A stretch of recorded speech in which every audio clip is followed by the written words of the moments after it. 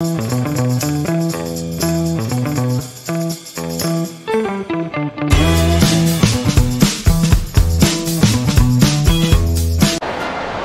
tout le monde et bienvenue à nouveau pour ce podcast proposé par la Fondation Création d'entreprises affiliée à la Banque Centrale Populaire. Aujourd'hui, nous sommes toujours au SIAM 2023 et nous allons aborder avec un nouvel acteur impliqué dans le monde de l'agro-industrie et de l'agroalimentaire la question de la souveraineté et de la durabilité. Et on a le plaisir d'accueillir M. Hamid Felloun. Bonjour. Bonjour. Et merci infiniment d'avoir accepté notre invitation. Alors je rappelle que vous êtes directeur de la FENAGRI, qui est une fédération agroalimentaire nationale qui existe depuis 1998. Pourriez-vous nous parler rapidement de ce que fait la fédération dans le monde de l'agroalimentaire, la principale mission? Merci pour l'invitation. Donc, notre fédération, la Fédération nationale d'agroalimentaire, comme vous venez de le dire, donc, elle a plusieurs décennies d'existence maintenant. Oui. Donc, c'est une fédération à connotation horizontale, donc regroupe à son niveau donc, une quinzaine d'associations fédérations sectorielles verticales, agro-industrielles, et également des entreprises, bien évidemment. Donc, nous estimons que notre fédération couvre entre 40 à 50% de tissus alimentaires industriels au niveau national. Donc, c'est une fédération qui s'intéresse surtout au domaine d'intérêt commun, à tous les secteurs, à toutes les branches d'activité de l'industrie alimentaire nationale, notamment le capital humain, tout ce qui est développement durable, tout ce qui est c'est-à-dire logistique, tout ce qui est promotion à l'export. Donc c'est des thématiques vraiment horizontales à intérêt commun pour vraiment faire valoir et contribuer au développement de notre industrie alimentaire. D'accord. Alors, parmi les acteurs que vous intégrez dans le réseau, que vous représentez dans votre réseau, il y a les entreprises, vous avez dit.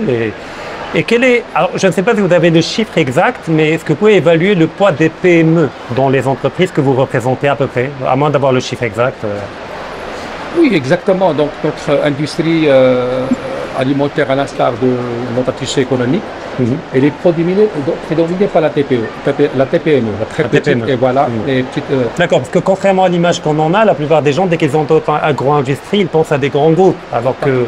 Voilà. Exactement. Donc, on a, pour la TPME, on a plus de 95% de tissus alimentaires industriels, donc TPME. Pour vous dire un petit peu la prédominance de cette catégorie. Bien évidemment, le classement de la TPE, la PME, il diffère de chiffre d'affaires, c'est-à-dire au-delà de 200 millions, entre 10 et 200 millions de dirhams, c'est PME, donc c'est énorme. Entre 10 et 200 parce qu'il y a une PME et il y a une PME. Donc, oui, il y a PME, PME. Mais il y a les deux extrêmes. Exact, l'intervalle il est un petit peu large, mais notre industrie alimentaire, donc, il est prédominé par la TPME à hauteur de plus de 95%. D'accord. Alors maintenant, j'aimerais aborder avec vous la question de la souveraineté et de la durabilité dans le monde de l'agro-industrie. Mais avant cela, si j'ai bien compris, le rôle de la FENAGRI, il est pluriel. C'est-à-dire d'un côté, il y a le fait de défendre et de promouvoir les intérêts communs, c'est-à-dire dans une approche transversale, d'accord, et pas au profit d'un secteur en particulier, etc. Mais il y a également la question de l'information qui est centrale. Donc, qu'est-ce que vous faites, par exemple, en termes d'accès à l'information pour les entreprises? Effectivement, donc vous venez vraiment d'évoquer un aspect très important, celui de la mise à la disposition, surtout de la TPME, de l'information qu'on essaie de vraiment en temps réel. Ça, c'est très important. Pourquoi pas nous, notre point fort, c'est que notre fédération, c'est l'interlocuteur privilégié du secteur public, ça c'est très important, ça nous donne l'accès à l'information en priorité, donc ça c'est important. Et également, nous sommes le représentant du secteur alimentaire au niveau de la CGM. Donc toute question et toute information liée à ce secteur-là, c'est la FENAGRI qui a accès à l'information. Donc grâce à nous, on contribue vraiment d'une façon satisfaisante, c'est-à-dire vraiment à la diffusion de l'information en temps réel à l'entreprise alimentaire en général et à la TPME en particulier. Donc en fait, vous offrez aux entreprises une forme de veille stratégique, qui leur permet d'être connectés en permanence à toute nouveauté, Exactement. à tous les niveaux, c'est-à-dire législatif, fiscal, n'importe quel élément. Sécurité sanitaire, Oui. l'aspect fiscal, l'aspect réglementaire à l'international. Et l'information, la diffusion de l'information se fait à travers le mailing, mais également à travers l'organisation des événements au profit de l'entreprise en général. D'accord. Alors, j'ai une autre question par rapport aux PME, avant d'en venir à la question de la durabilité du secteur. Quelle est la part des entrepreneurs qui intègrent cet univers-là, le secteur de l'agro-industrie et de l'agroalimentaire, qui ne viennent pas de ce monde-là? C'est-à-dire, parce qu'on a des gens qui ont évolué dans le milieu, voilà, dont les parents étaient dans des secteurs, c'est-à-dire qui sont dans un schéma de tradition. Mais il y a des entrepreneurs urbains, d'accord, qui n'ont jamais pratiqué l'agriculture, par exemple, mais qui veulent investir dans le secteur de l'agriculture et qui ont besoin d'un accompagnement. Alors, est-ce que vous trouvez ce genre de profil? Et si jamais il y en a, est-ce que vous leur offrez un accompagnement? Alors, il y a l'information et la formation, c'est-à-dire vous offrez les deux. Mais y a-t-il des schémas d'accompagnement pour les aider à intégrer le secteur? Effectivement, donc nous, la fédération, la FENAGRI, c'est-à-dire sa population cible, c'est l'industriel en priorité. C'est-à-dire que la FENAGRI, c'est-à-dire sa mission, c'est de ne pas vraiment aller au niveau de l'agriculteur. Sincèrement. D'accord. Il y a d'autres professions. Non, mais je comprends, il y a d'autres qui font... Exactement. Donc, nous accompagnons, parce que notre statut permet à toute, même la coopérative, une coopérative qui fait de la valorisation et transformation, il pourra être membre de la FENAGRI. Donc, il n'y a pas de limitation de la coopérative à la grande entreprise. Il n'y a pas de... Mais même dans, si vous permettez, même dans le domaine de l'industrie, c'est-à-dire un entrepreneur qui va investir dans la production d'huile d'olive ou la transformation, etc., c'est pas évident. C'est-à-dire s'il ne connaît pas l'univers, s'il ne connaît pas les spécificités, s'il n'a pas le réseau, il ne connaît pas la chaîne, etc.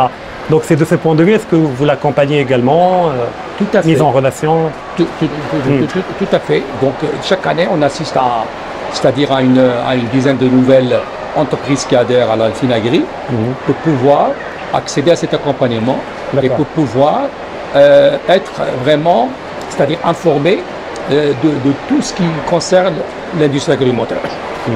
En termes de mesures publiques, en termes de mesures, de toutes les mesures et toutes les actions qui concernent l'industriel.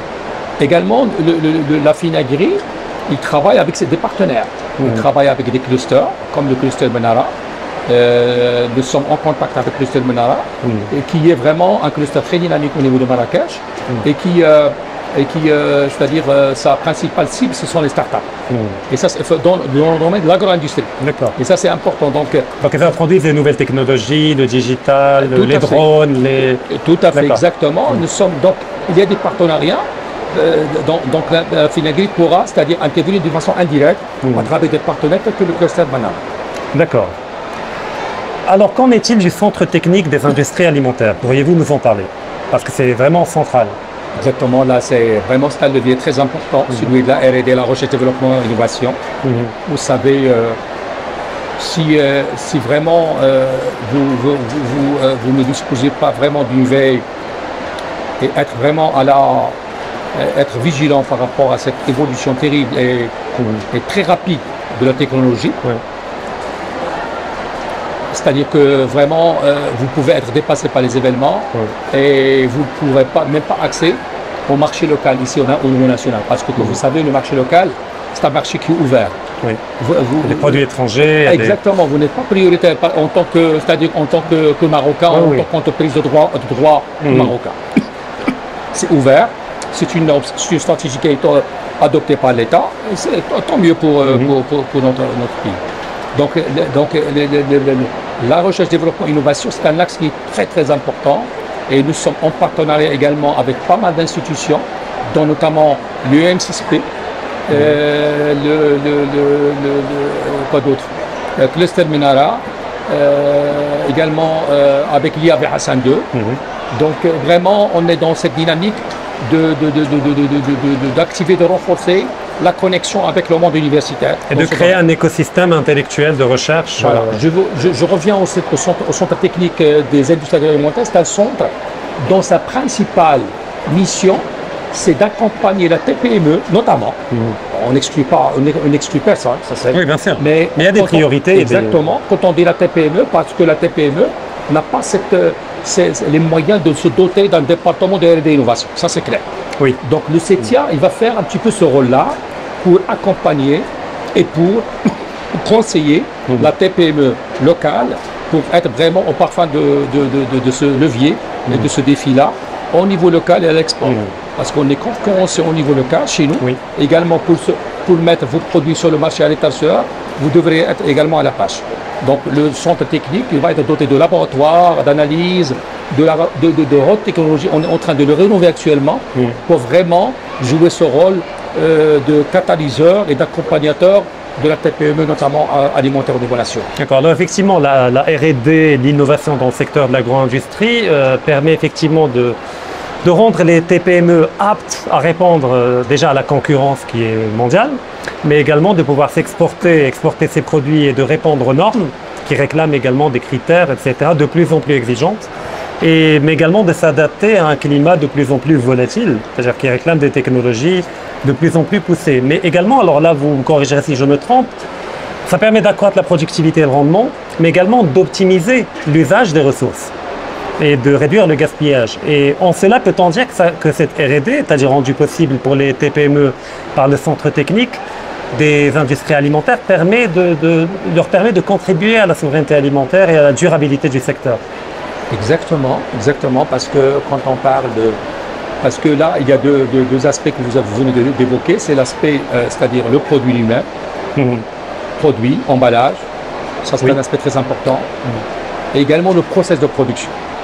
Parce que les process, il y a une évolution très rapide en termes de process de production, en termes de, comme vous venez de dire, d'efficience, en termes de compétitivité, en termes bien sûr de réduction, quand on parle d'efficience, de réduction de tout ce qui est gaspillage à tous les niveaux, l'eau, l'énergie, matières premières. Exactement, matières premières exactement, et également en termes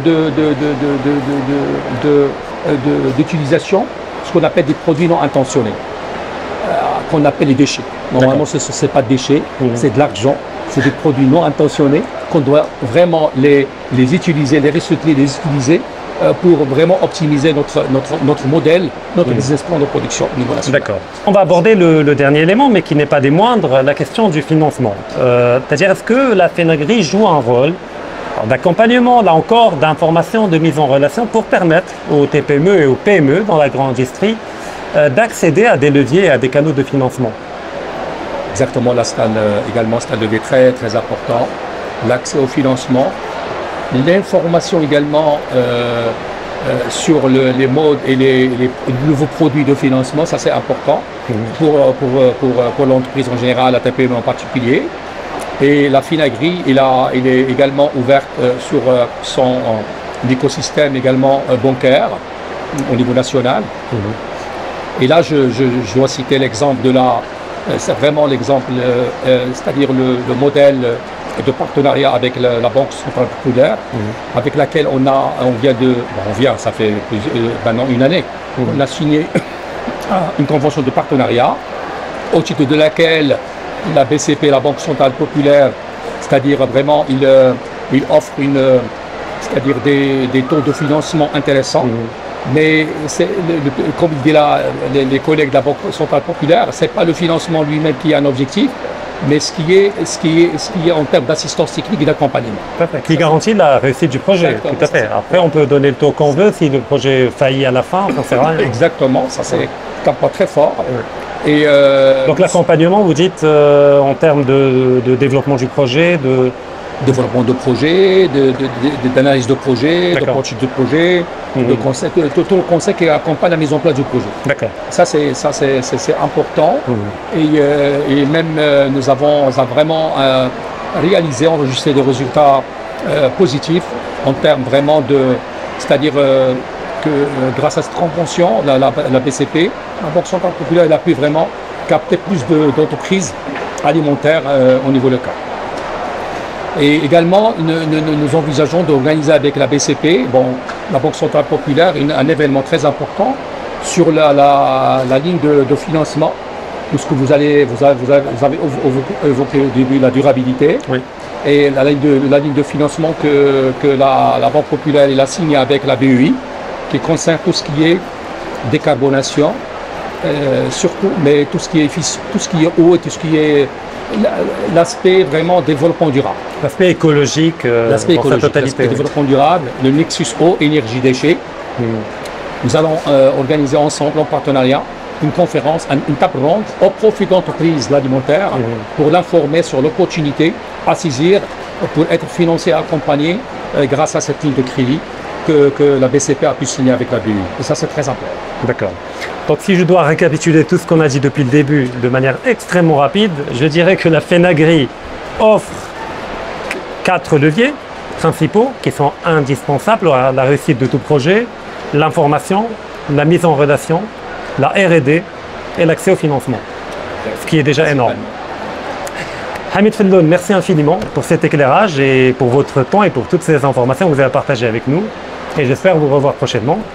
Et je remercie également toutes les personnes qui nous ont suivis et je vous donne comme d'habitude rendez-vous prochainement pour un nouveau podcast.